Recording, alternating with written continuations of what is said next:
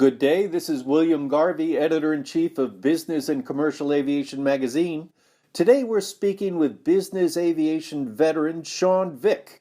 He is the CEO of Global Jet Capital, a business aircraft leasing outfit formed in 2014 that went on to acquire GE's aircraft portfolio. Global Jet Capital grew from zero to $2.5 billion in assets in just 2 years. To what do you attribute that rapid growth? We're fortunate that when you're teamed with investors like GSO Capital, the Carlyle Group, and AE Industrial, it's important to recognize that these entities have got hundreds of billions of assets under management, and they're looking to deploy capital into the global GDP on a regular basis. So when we found the opportunity to acquire the GE portfolio, which was roughly a $2.5 billion acquisition, and then position this business to grow from that point, we're expecting to grow it to $3.5 and $4.5 and $5 billion and beyond. This is an environment with these investors where that is very much our mandate. Our mandate is to create enterprise value based on solid long-term growth, and that's achieved by delivering real value to the marketplace, to both our existing customer base and the future customers.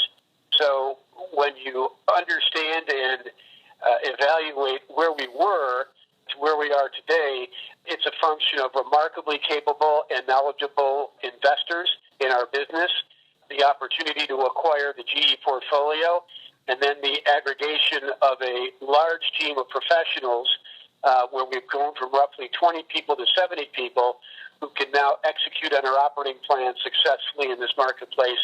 And we are now growing the business. So we're adding net earning assets. That means new airplanes and new customers.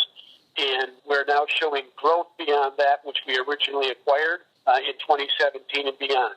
The company concentrates on jets ranging from super mid-size to large cabin models. Will you expand your portfolio to include, say, smaller jets or even airliners? We have a fleet now in the portfolio based on the new business that we have been underwriting since the acquisition that include airplanes at the very upper end, airplanes like the ACJ and the BBJ.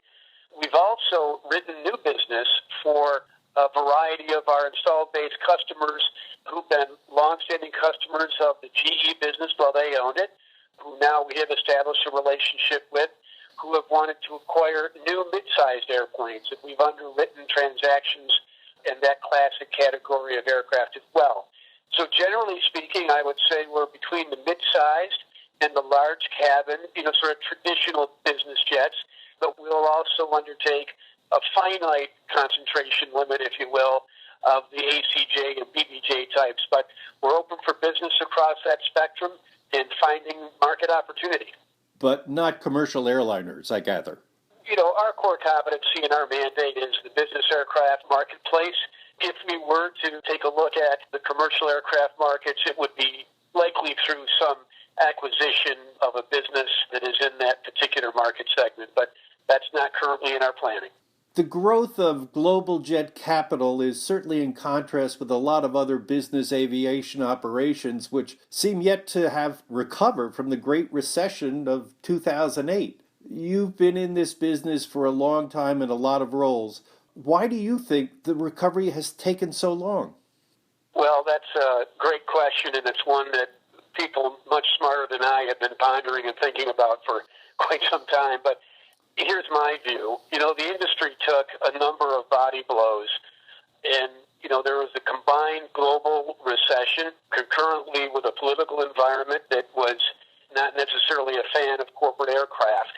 I think that had a pretty negative impact. If you also take a look at the number of product offerings and go back as far as 1984, where there were some 16 to 18 models of business jets being produced, and fast forward to 2016, that figure had grown to 44, 48, and by some people's count, 50, with more coming.